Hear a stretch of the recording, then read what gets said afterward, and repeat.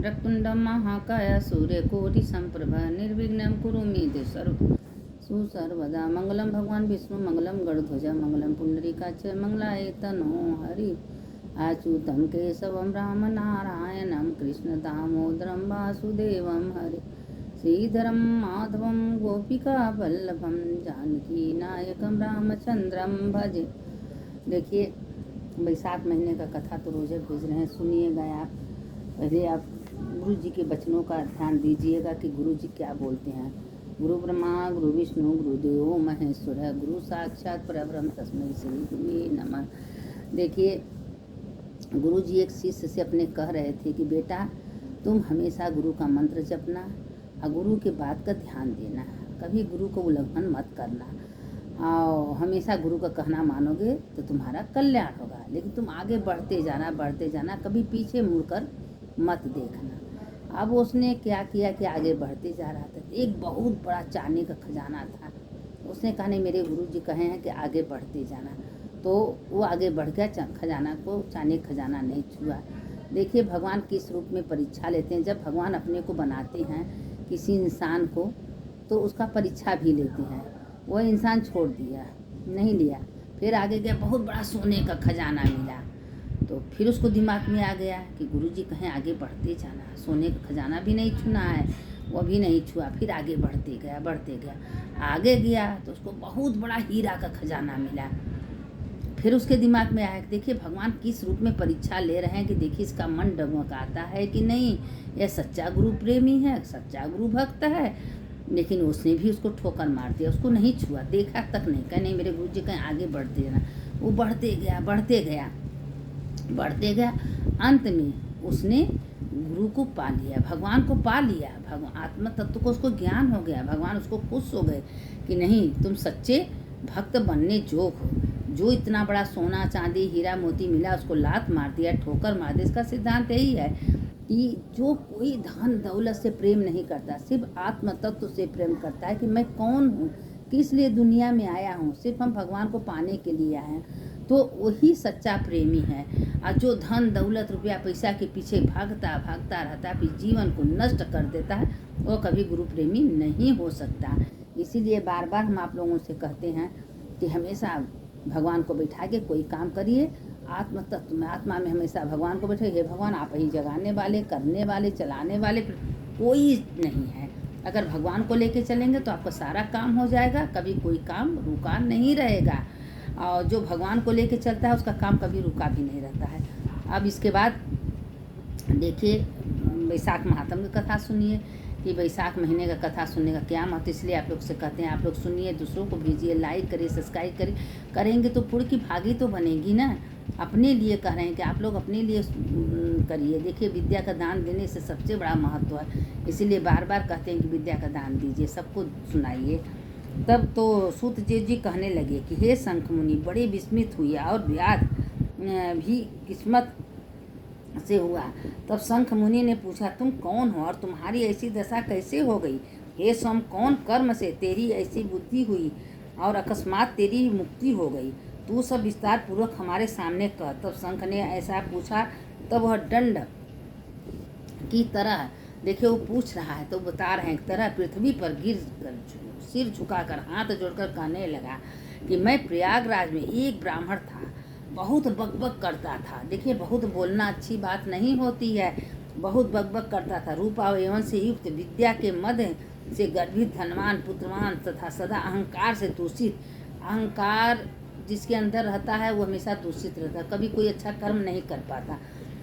कुशी मुनि का पुत्र, मेरा नाम रोचक था। आसन, शयन, निद्रा, व्यायाम, परिक्रमा, लोक चर्चा, ब्याज, यही मेरा व्यापार था। मेरी क्रिया में श्रद्धा नहीं थी, इसलिए जब बहुत समय नष्ट हो गया तब मैं बैसाख के महीने में जैन नाम के ब्राह्मण बैसाख की कथा सुनाते थे, जिसे चारों वर्ण के लोग, स्त्री पुरुष, मधुसूदन भगवान की कथा मौन। देखिए, जब वो कथा कहते थे, कथा सुनाते थे, तो कथा में जाके उद्यंग करता था। मतलब सबको परेशान करता था, पान खा के थूकता था, सबको परेशान गाली देता था या चिल्लाता था, कथा में विघ्न डालता था। देखिए उसका नतीजा क्या हुआ। तो उसने जब विघ्न डालता था तो सिर पर पगड़ी बांधकर, पान चबाकर कुचल चबाकर और सभी लोगों को बात करता था, निंदा करता था, हंसता था। दोष कारण बुद्धि नष्ट हो जाती थी। कभी कथा में विघ्न नहीं डालना चाहिए। जहाँ सत्संग कथा हो वहाँ जाके सुनना चाहिए और चुपचाप रहना चाहिए। और सबको अगर कष्ट हो तो वो कष्ट को दूर करना चाहिए। देखिए कितना कुसंग प्रयागराज में कथावाचक के संगे जाके हमेशा हंसी मजाक उड़ाता था, कभी किसी कथा को सुनने नहीं देता था, विघ्न डालता था, और जो कथा सुनने जाता था उसको पीटता मारता था, पान खा के गुंडा की तरह करता था। उसको इतना अहंकार, मद, घमंड, किससे क्या होता है। लाख योनि भोकर अब मैं इस वृक्ष, देखिए हजारों कुत्ते की योनि, छिपकली की योनि, व्याग, इतना उसको दंड मिला क्योंकि कथा में कभी विघ्न नहीं डालना चाहिए। अगर आप कथा सुनने जा रही हैं, अगर कथा में आपको कोई रोक दिया कि तुम मत जाओ, उसको पाप नहीं लगेगा, रोकने वाले को करोड़ों करोड़ों पाप लगता है। इसलिए कथा, पुराण, सत्संग, अच्छे कर्म में कभी किसी को रोकना नहीं चाहिए, और जो रोकता है वो पाप के भागी बनता है। सत्संग बहुत बड़ा महान पर्व है, क्योंकि सभी न सत्संग विवेक, आपको ज्ञान बिना सत्संग से हो ही नहीं सकता। इसीलिए अच्छे कर्म कोई कर रहा है तो उसका सहारा बनिए। आपके पास अगर कुछ है तो उसको दे के मदद करिए, नहीं तुम जाओ ये काम करो। लाख योनि भोकर अब मैं इस वृक्ष के निवास करता। देखिए कितना योनि भोगा, लंबा चौड़ा और 100 योजन ऊंचा है। इस वृक्ष के 7 योजन की कोतर में मैं बड़ा क्रूर सर्प, इतना बड़ा सर्प, वो सर्प बता रहा है कि मैं कैसे इतना बड़ा सर्प बनी, अपना पूरा जन्म का कर्म बता रहा है कि मैं कैसे कैसे कुकर्म किए हैं, तो वही कर्म अपना बता रहे हैं।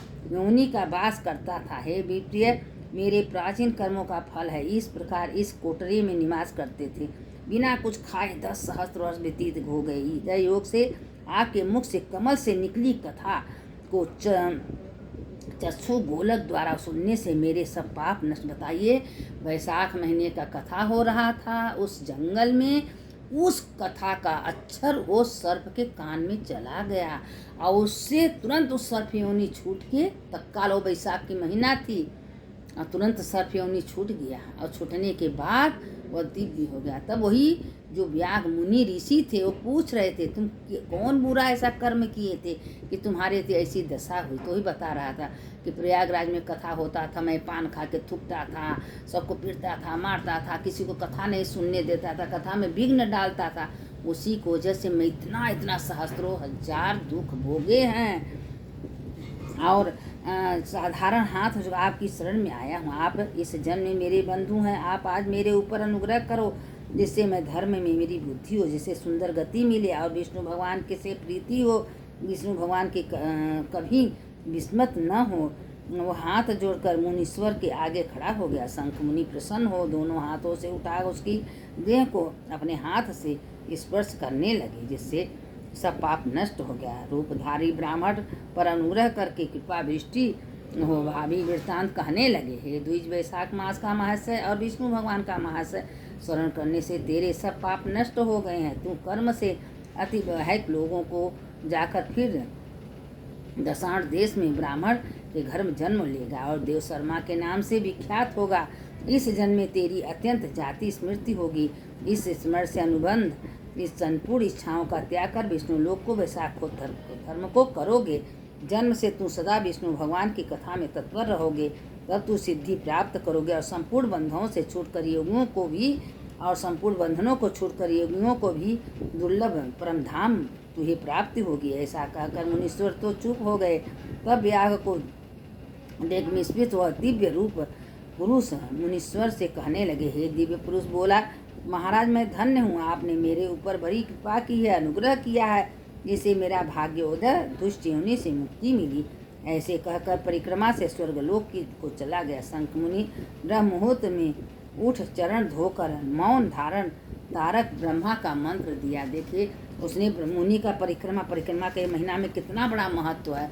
परिक्रमा किया और भगवान का ध्यान दिया और सौनाचित क्रियाओं से निश्चित होकर सूर्योदय से पहले स्नान कर, संध्या वंदन कर, सबका तर्पण कर, प्रसन्न मंद व्यास को बुलाकर उसके सिर पर पुक्षण कर और अधिक पवित्र शुभ फलदायक राम ये 2 अक्षर दिया। और ऐसे अनंत नामों से अधिक विष्णु से सहस्त्र नाम है। हे व्यास, तू हर क्षण इस राम नाम का जप करना। राम रामेति रामेति रमे रामे मनोरमे सहस्रनाम तत्तुल्यं राम नाम वरं। तुम यह मंत्र न आते हो तो राम राम का मंत्र जपना, नाम से सिद्धि प्रसिद्धि होगी। दक्षिण दिशा में चले जाना। ब्याह की परिक्रमा से बारंबार नमस्कार कर थोड़ी दूर पीछे गया, फिर बहुत रोया, बड़ी मुश्किल से रुका और उन्हीं का ध्यान करता हुआ वन को स्वच्छ प्याऊ लगा। जामुन, कैथ, वृक्ष, जूता, छतरी, बिछौना सबको दान दिया। हे सर्प की बाकी बन गई और इसी हेतु से उन्हें वाल्मीकि कहने लगे। घृणीय ऋषि के कान में स्त्रियों के प्रिय शब्द सुनाई देने लगे। तब उनका चित्त चलायमान होने लगा और एक भील जाति की स्त्री को वाल्मीकि नामक पुत्र उत्पन्न किया। हे राजन, ये वाल्मीकि संसार में बड़े यशस्वी और विख्यात हुए। उन्होंने मनोहर छंद से रमा कथा रचकर संसार से प्रसिद्ध हुई। सूत जी बोले, जो कोई इस रोमांच उत्पातक इस पापनाशक आख्यान को सुनेगा और लोगों को सुनाएगा, उसका जन्म संसार में फिर नहीं होगा। जो इस एक घड़ी को कथा को सुनाएगा, वह जन्म जन्मांतर के लिए मुक्ति पाएगा। देखिए, सब कथा एक ही तरह होती, चाहे बैसाख हो, कार्तिक हो, माघ हो, पुरुषोत्तम महीना, सब कथा में कोई कमी नहीं होती है। बस अपने मन को चित रख के अगर कोई कथा पुराण सुनने जा रहा है, कोई मंदिर जाए तो उसका सहायता बनिए, उसको अगर कोई कहीं दर्शन पूजा करने जाए उसका सहायता बनिए, उसको विघ्न मत डालिए। विघ्न डालने का नतीजा देखिए ना कि कितना हजारों सा सांप बना, बिच्छू बना, कीड़ा बना, गोजर बना, तब उसके बाद खाली एक अक्षर बैसाख महीने का कथा उसके कान में चला गया और उसकी सर्प कुचैली छोड़कर ब्राह्मण हो गया और ऋषि उसके शरीर पर हाथ फेरे, तुम जाओ सदा के लिए मुक्त हो जा रहे हो। इतनी महिमा कथा का, बार बार कहते हैं कथा का बहुत महिमा होती है। इसीलिए हम आप लोग को बैसाख महीना कथा भेज रहे हैं। आप लोग सुनिए, दूसरों को सुनाइए, दूसरों को भेजिए, गुड़ की भागी बनिए। अब इसी में बैसाख महीने की कहानी भी सुन लीजिए कि एक ब्राह्मण था, उसकी पत्नी थी और उसको बहुत दिनों तक कोई संतान नहीं था, लेकिन वह गांव में कोई उसको मंदिर उंदिर जाने नहीं देता था। अब बैसाख की महीना थी, लेकिन शंकर पार्वती जहाँ रहते हैं, जो उनको आराधना पूजा करता है, वो कभी मुश्किल में नहीं पड़ता। वो गया, 5 पत्थर लाया और पांचों को मान लिया कि एक गणेश जी हैं, एक विष्णु भगवान है, एक शंकर जी, एक दुर्गा जी, एक सूर्य नारायण, 5 देवता बना के रोज पूजा करता। वही 5 टुकड़ा पत्थर रख दिया था और 5 टुकड़ा पत्थर से 5 देवता मान के पूजा करता था। हे मेरे 5 देवता भगवान, हम बैसाख महीने में स्नान कर रहे हैं, यही 5 देवता का पूजन करता था। तुलसी पत्ती बेल जो उसके पास चढ़ाता था, धूप दीप करता था। रोज करते करते करते करते बहुत दिनों तक बीत गया। तो बैसाख कि जब 5 दिन आया, एकादशी से पूर्णिमा तक, तो गंगा जी रोज जाने लगा, नहाने लगा, वही 5 देवता का पूजा करने लगा। तो एक दिन अपने घर में आया तो सोचा कि हम 5 देवता का पूजा किए हैं, बैसाख महीना नहाएं तो कोई ब्राह्मणी को जिमाना चाहिए।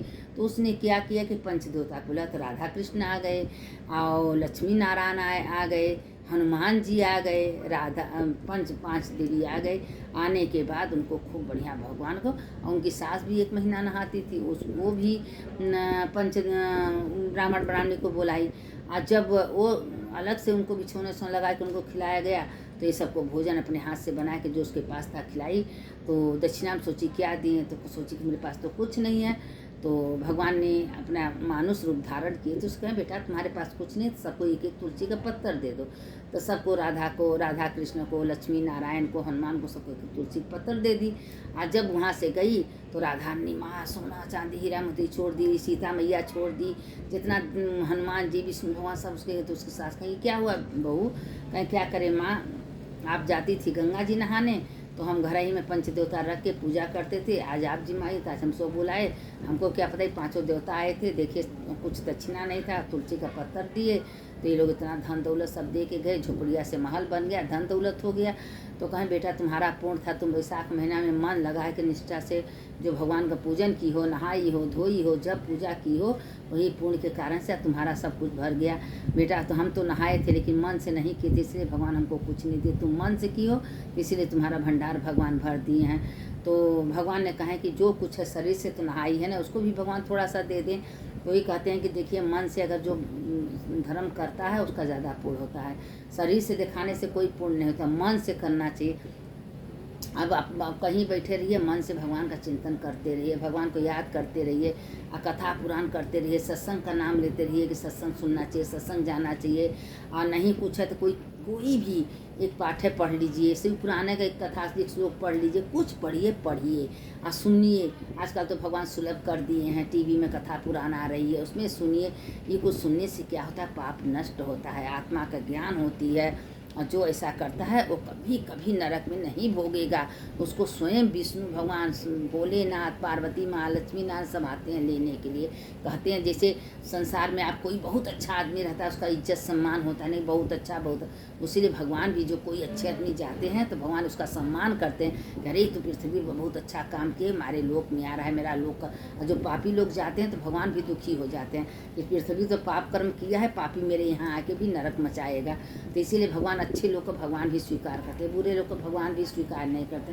कोई आवे उसको एक गिलास हंस के पानी पिलाइए, उसको हंस के से बात करिए, उसे प्रेम से बोलिए। नौकर चाकर नौकरानी भी आपके घर में तो उसको भी प्यार से बात करिए।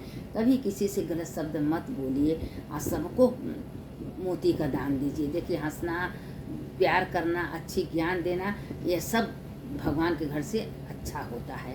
तो भगवान सब कुछ देखते हैं, कौन अच्छा कर्म कर रहा है, कौन बुरा कर रहा है, बुरे का कर्म का बुरा, अच्छे कर्म का अच्छा। तो ऐसा आप कर्म, हम तो सोचते हैं कोई नहीं देखता, लेकिन भगवान 24 घंटा मेरे अंदर रह के सब कुछ अच्छा बुरा लेखा जोखा देखते रहते हैं। सुनने वाले की जय, सुनाने वाले की जय। अच्युतम केशवम राम नारायणम कृष्ण दामोदरम वासुदेवम हरि श्रीधरम माधवम गोपिका वल्लभम जानकी नायकम रामचंद्रम भजेयम।